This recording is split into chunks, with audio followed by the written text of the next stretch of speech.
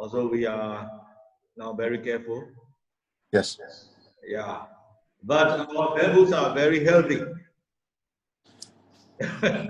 But we just came back from our bamboo farm visit a few days ago, and very, very healthy. I will send you some photos and videos of our Beautiful. farm.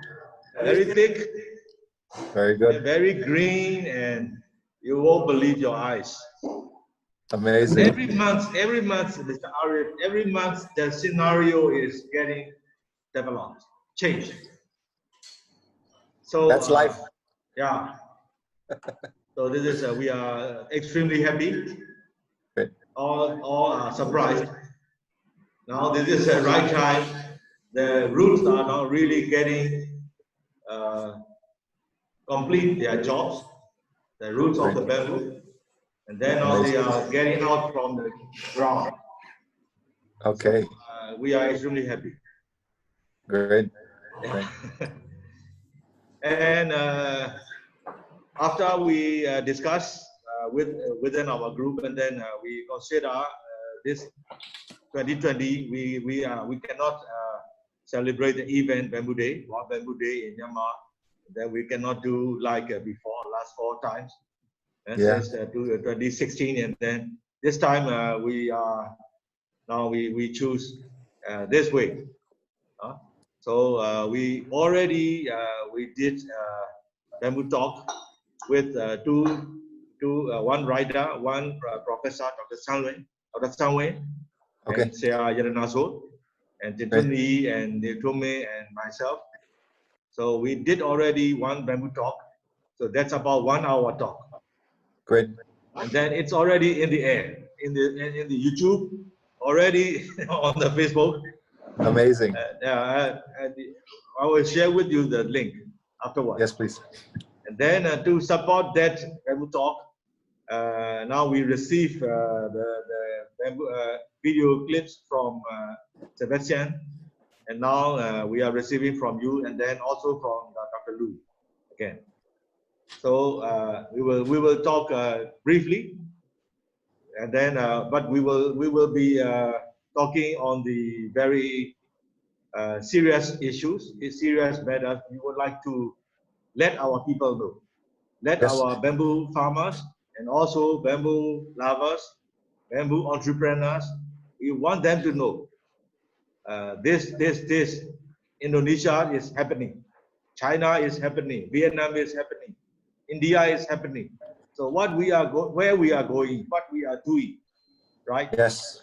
So this is our intention. We want to give a really serious message to our bamboo people, bamboo farmers, especially also including government. Yes. Local government, departmental governments, and also central government. We want them to know, because according to our bamboo talk, the voices of those of the government sectors are still, the bamboo is the still, if you don't have the timber, and then you can consider bamboo. So secondary option still. So we want to change. We need to change also. Because if we don't want to change now, we will be late on 20 years, 30 years, 40 years, then other countries. So this we don't want to. We don't want to see this kind of scenario, right? So that's why we want to get really a serious message from you. What is happening in Indonesia, and what is your thoughts, and what is your lesson learned, what is your success stories, right? And what are you doing for next 10 years, next 20 years, like that. So that kind of questions, I have already sent you about 10 questions. Yes. This is just my idea, so you can add up or you can remove some of them, no problem. Sure. Up to you. So great. Please, Mr. Arief. Yeah, thank you, Chotu. So I think, you know, a very important new development from our side here in Indonesia is that we are trying to say that bamboo is the canvas and not the paint and not the artwork to put on the canvas. It is the canvas itself. It's the foundation by which to put all of these other species in, so that they are more protected, so that we get the agro ecosystems to function in the right way. And I think this is an easier way for the other political and economic agendas to feel less threatened by bamboo, because bamboo is it grows so quick, and yet there's all these technical factors, but only a few people know, and a lot of the big groups, they feel threatened by it, and they want it, but who can really guarantee that this can be a success and can happen? And so to talk about how to work with local farmers and to use bamboo as part of an integrated canvas of an ecosystem, where bamboo is basically stitching up the soil, like you said, and it's absorbing the rain to slow down the water. Something that we talk a lot about now here in Indonesia is slow water agroforestry. And so bamboo is the thing to slow down the water, so we don't get erosion, so we don't get the floods. So in that way, it's not a commodity, it's part of the foundation, it's the canvas by which we plant these other things. So you want to plant corn, we use bamboo to stabilize the land so that you can plant corn. You want to plant clove or a spice, we plant bamboo to keep enough water in the landscape so that these commodities grow quicker. So it's really this changing of the perspective that actually bamboo can be integrated into all of these landscape approach, farming, etc. And I think this is easier said than done. And of course, you have to really consult and engage per landscape partner how it will work for them, and you cannot just tell them this. It's a relationship building process. And so I think that's also the second part of our big lessons learned, is to pick the right landscape partners, who have a simple enough vision, and they are flexible to work with farmers in the execution of that vision. Because as we all know, Chotu, just the planting of the bamboo is such a big work. And then the management of it to it maturing. Then after it's mature, to harvest it and manage it is the biggest work.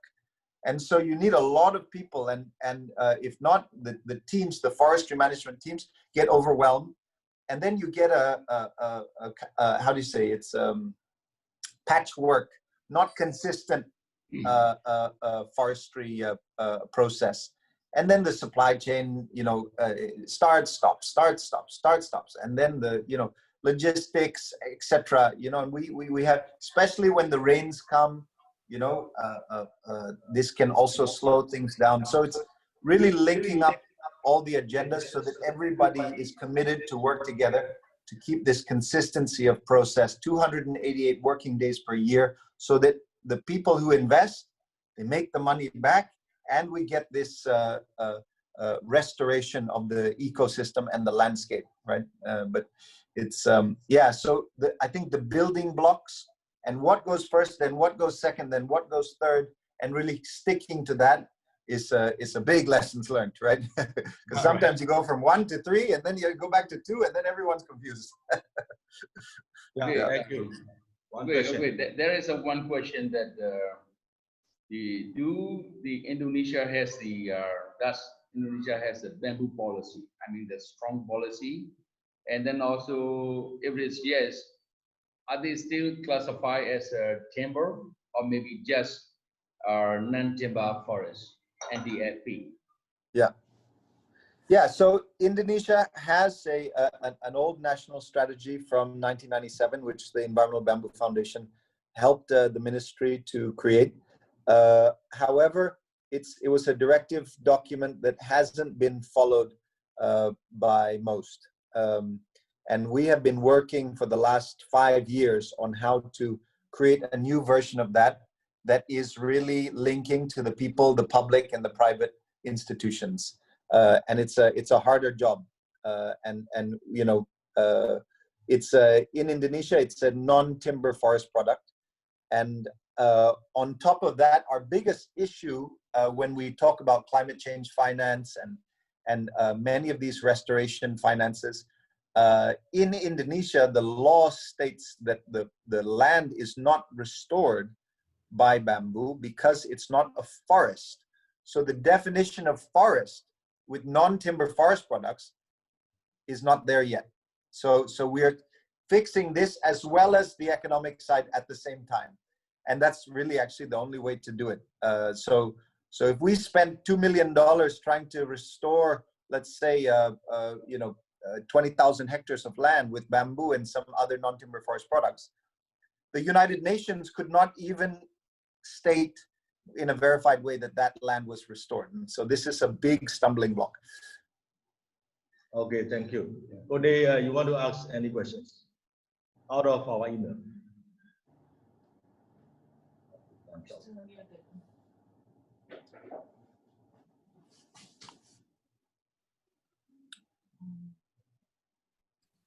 Sorry, sir. Still here. Sorry. I off the, yeah.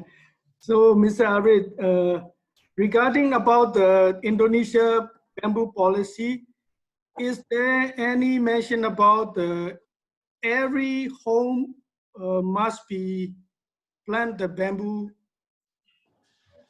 bamboo plantation? This is the first question. The second is, what about the world market for the bamboo product? The world market, I would like to know. Another question is, what kind of bamboo product is the most marketable?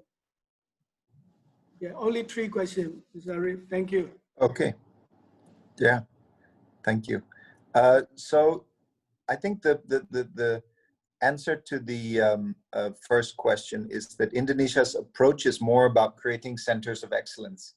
And so, you know, even though now the jurisdictional approach is a little bit not so, how do you say, welcomed in a lot of the jurisdictions in Indonesia, if it's foreign entities or non-government organizations who create a jurisdictional approach that is different to the government. And then you have 2 agendas, 2 jurisdictional approach at the same, and then that becomes a problem. Yeah, so I think it's more about finding the right place to create a strong integrated bamboo forestry, bamboo agroforestry system where we mix the bamboo. So it's that's the answer to the first question. The second question was about walling. Is that right? Bamboo Wall market, walling? yes, wall market. Well, what about the wall market for the bamboo products? Is the wall market? As in for bamboo walling? No, I mean the marketing for the bamboo product. The whole market. Yes, the whole marketing is every year gradually grow up, or it's how can I say? Their demand is every year for the marketing for the bamboo products. Yeah, so I think in Indonesia, the biggest boom in the last 5 years is bamboo buildings. And I'm sure you've seen on the internet now, there are many thousands and thousands of these kind of very organic structures that are popping up on the eco resorts all around the country. And it's a bit of a crisis for us in Bali because all of our good bamboo carpenters are always everywhere else and not in Bali anymore. They, I mean, it's a great thing. So there's been a big boom in bamboo construction, and from that it seems like they want to add this and that bamboo components. So you have like localized bamboo interior products because of this kind of whole bamboo vision. But again, it seems to be centers of excellence just growing because of that boss, that entrepreneur, that company who says, we want to follow the bamboo vision. And then it kind of becomes a little bit of a magnet, and they create a little bit of a bamboo buzz around them. So it's not really a coordinated approach. It's just, I think it's an inspired approach, and that there was the workers and the supply of the bamboo, and then the system to preserve it. So then it just, boom, it just happened on its own. You know, there wasn't any directive from the government or something that made it easier. It was really purely market driven. Yeah. So, and then, sorry, the third and last question you had? What kind of product is marketable all over the world? What kind of bamboo products is marketable? Yeah, so I think that the main products from Indonesia that are still kind of the highest revenue are the you know, the handicraft, you know, Okay. woven things and this that are sold for very cheap and sent to the large supermarkets. That's still very much the largest revenue. But the laminate industry is growing. You know, there's just under 10 players now, and so yeah, it's growing, and there's some big interests happening. But again, it's chicken and egg.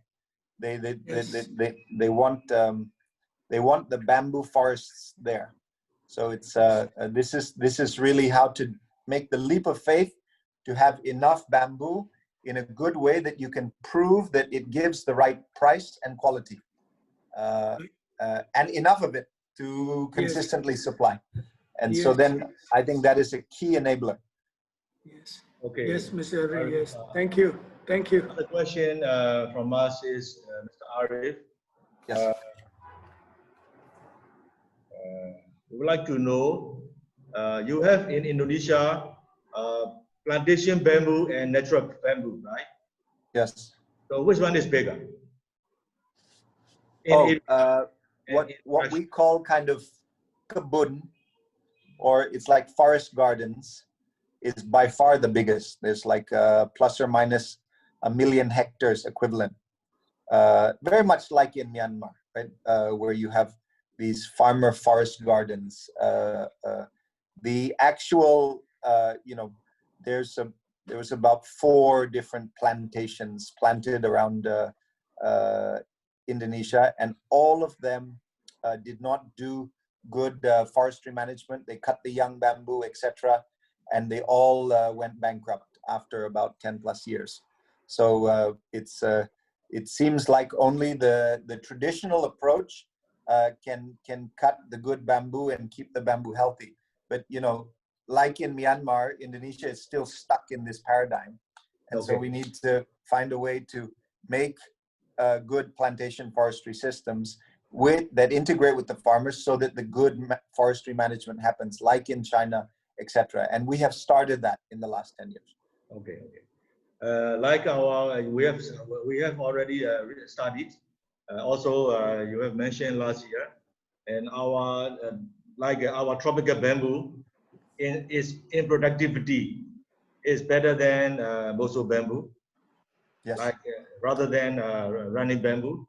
Yes. But we would like to know the quality aspect of our tropical bamboo to compare with Boso bamboo, especially in flooring, you know, or panels, that kind of making that kind of products.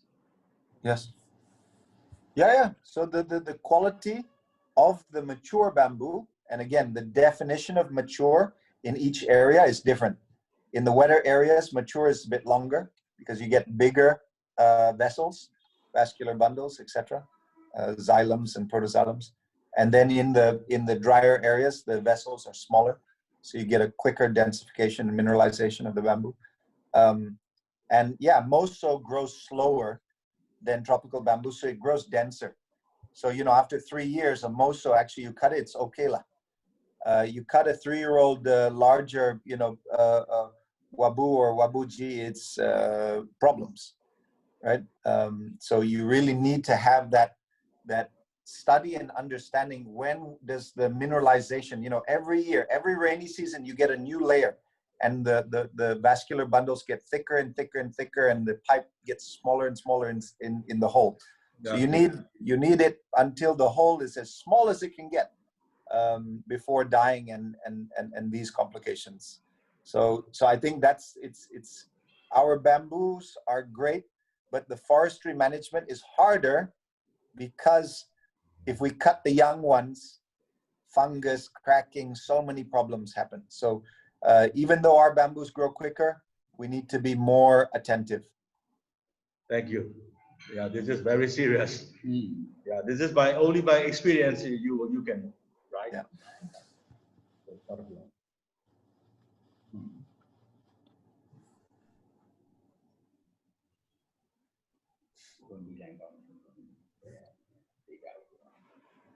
And we also would like to know what is your most favorite intercrops within the bamboo farm? What is your favorite crop? What is favorite crop? Favorite I think, crop? yeah, I think it's really about firstly, you know, we talk about having these shallow roots, which is the bamboo, medium roots, and then deep roots. And you have to have a good mix of the shallow, medium, and deep. If you can, 1/3, 1/3, 1/3. That's the first thing. Then the second thing is the market, right? You have two kinds of markets. You have the local market, and then you have your national and international markets. So which ones can take how much? Usually the local markets can take a little bit. You can do nice higher margins. And then the national thing, it's lower margin, but more volume. Something like that. Yeah, I think it's exciting to know about the new opportunities in the different areas of, you know, here this spice grows or this fruit grows, and we can integrate it with the bamboo. You know, the bamboo should be the canvas. It's the foundation. In each area, it's a different opportunity of these agroforestry systems. Yeah, very much depending, right? Yes. Okay. Yeah. Okay. One more question from me is you are now doing laminate bamboo. Yes. Right. And then because of the type of our species, tropical bamboo, Yes. or because of the cost of investment, or because of the quality of the final product. But why don't you start strand woven instead of laminate bamboo? So we would like to learn from your experience also. So why do strand woven instead of laminate, or why do laminate instead of strand woven? Yeah.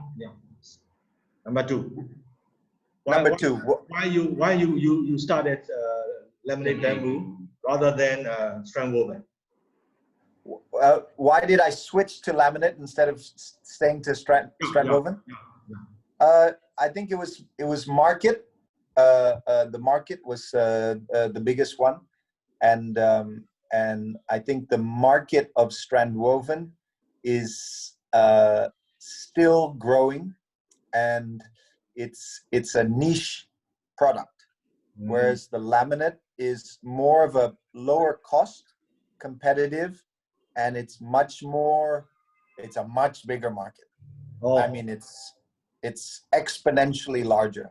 So it's really supply and demand in the end. Yeah. Well, okay. Okay. Then I have one more question from this. Sure. Yeah. Sorry. But what do you think in future? Which part of the bamboo product, like strand woven or laminate bamboo, which line, which branches will become more dominant on the market? What is your idea? I think that strand woven needs a whole industrial ecosystem to form before it can be very competitive, and that will take time. I think it'll take a long time. It'll take more than 20 years for the world to understand these technologies. But I think it's coming. It's coming, and you make more money. It's a better return on investment for strand woven, but the market is not ready to make that dream come true. Okay. So, Stay early. yeah, you know, people want low cost wood. You know, it's like with teak.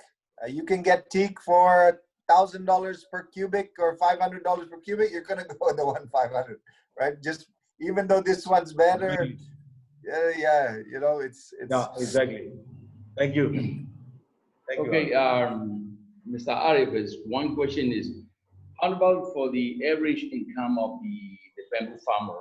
I mean, let's say like plantation and then like their income for the 1 hectare, or let's say like that. Mhm. Their Yeah. income. So I think in the forest gardens, you have ranging between 10 to 30 clumps per hectare. And so, you know, again, if they're managing their clumps correctly, they can get 4 to 6 culms per clump. And with Asper, they get about $4 per culm. Yeah. And then with the smaller species, you get about $1.50 per culm. So you can do the math, but it's about yeah. a 1 hectare. Maybe their income is good enough for their living. No. 1 hectare, No. 2 hectares. If they were to grow,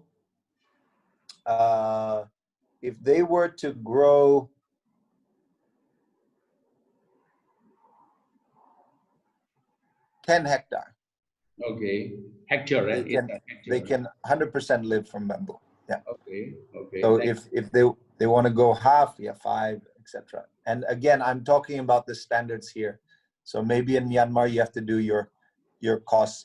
But again, it's about what is the market willing to pay, right? And it's usually this thing. It's always the market's like, well, you give me not such good quality bamboo, so I pay lower price. And then the farmers say, well, you pay lower price, so I give you lower quality bamboo. And it's a cycle, you know. And we have now tagged that here in Indonesia. We call it prisoner's dilemma. You're both a prisoner of each other. They're just going round and round at low cost, low quality, low cost, low quality, low cost, low quality. Okay. So that they can control their quality also. They can take care to get the better quality of bamboo, right? Well, I think the only solution is the buyer has to pay more and be hit with the low quality for some time, but absorb it and still stay smiling and say, we need a better quality, we need a better quality, we'll still pay, but we need a better quality, and be patient to build back the trust. Because right now in Indonesia, the trust is so low and it's exploitative markets, and you have, until the cities, you can have 7 layers of middlemen. It's quite horrible. So it's you know, we need to have less layers of middlemen, more trust, and the fair price, but for an exact quality standard. Yeah, one thing is that those farmer who's growing like a aspar or so on, and then do they stay selling also like a product also for the bamboo shoot from their land, bamboo shoot? Yeah. I mean, again, that's the thing, right? If the local area has a demand for it, they will supply it. But me personally, I think the Chinese have said very clearly the clumps for shoots should be just for shoots, not for shoots and for poles. That's not good. So it's better. And here, so many of the forest gardens, it's like they just, what does the market want? They supply. So they don't think about long-term business planning of their bamboo. They just think, what does the middleman, the aggregator, want today or this month? And this causes problems in the system. So you know, I always tell everybody, just pick. You want to do shoots, do shoots. And it's a very specific way to manage the clump, and you'll get much better money, much better productivity, etc. You want to go poles, stay poles. Don't go back and forth. Those are shoot. Shoot is shoot, pose is pose. Yeah, thank you. Okay, Mr. Arief, sorry, do you still have 1 minute? Yes, please. Okay. Do you have in Indonesia so far, is there any serious infectious disease to bamboo farms? We have the switches broom, the witch's broom, you know, which is always a problem, and it dries out. It makes the bamboo easy to crack. Also, the bacterial infections when in the windy areas when it snaps at the top. This is a problem. We get the butterfly and the moth in the younger bamboo leaves. Sometimes it curls the leaves. You know about this. We saw it on your lands. And then you get the root rot in the areas where the soil cannot breathe so well. You get some root rot issues. But again, you know, once your bamboo gets big enough, it solves the root rot with its own mycorrhizal relationships. So bamboo is actually a solution to root rot issues in a landscape, which is an amazing thing. But in the establishment, it can take a bit longer because it has to deal with these just a bad soil ecosystem, basically. And it has to fix it, improve porosity, improve the cation exchange capacity of the minerals, etc. Okay. Yeah. Easy man. Yes. Easy man. Must go another meeting, all right? So, Mr. Arief, okay, so now that's, we really thank you so much. Really highly appreciate your efforts, your time, and your sharing your very valuable knowledges to us. And that will be on air, right? Okay, That will amazing. be on the YouTube and also on the Facebook, on our account. But thank you so Well, much. anything for my Myanmar bamboo friends. Yeah. You're welcome. They will be very happy to see your face and your speech. Thank you. Yeah. So now the floor is yours. Please mention your emotions, your message, everything you want to say to our bamboo people. Okay, thank you, Chotu. Yeah, so, you know, I think the big thing that we are doing here in Indonesia right now is we're changing our vision from the 1,000 Bamboo Village program to what we're calling the Bamboo Village Initiative, because we want to take this across the tropical belt of the world. And we want to help partners like you, friends like in Myanmar, to really take on this vision and find the local landscape partners, strategic partners to help these farmers to become, you know, the champions of the future of sustainable development around the world. And bamboo is a tool. Bamboo is not the solution itself. Bamboo is that foundation. It's the canvas. You know, for all the other species, we must think about biodiversity. We must think about all the plants and animals that are needed to create this sustainable cycle, right? These biogeochemical cycles, that we need all of them to have a resilient system, to have a strong system that does not, you know, boom, bust, boom, bust, boom, bust. So yeah, we are here for you, friends in Myanmar, and you know, we really want to work with you to grow these bamboo villages, these systems in Myanmar, and to share between Indonesia and Myanmar, so we can make a strong system and spread it around the world, especially across the tropical belt. So I hope we can just keep talking and sharing ideas and experience and working together to make this bamboo vision come true, and this bamboo village vision come true, for village level industry to really boost the farmers to restore the degraded lands across the tropical belt of the world. Thank you. Okay. Thank you very much. Yeah. Thank you. Thank you. Okay, take care. Thank you. I hope we will overcome this virus very soon, and then we will see you again. Yes. Or we will come to Bali also. Okay. Yes, and please, I want to see very nice masks from Myanmar. Okay. We will do. Yeah. Okay. Take care. Thank you. Captain. Bye-bye. Captain. Thank you. Bye-bye. Very much.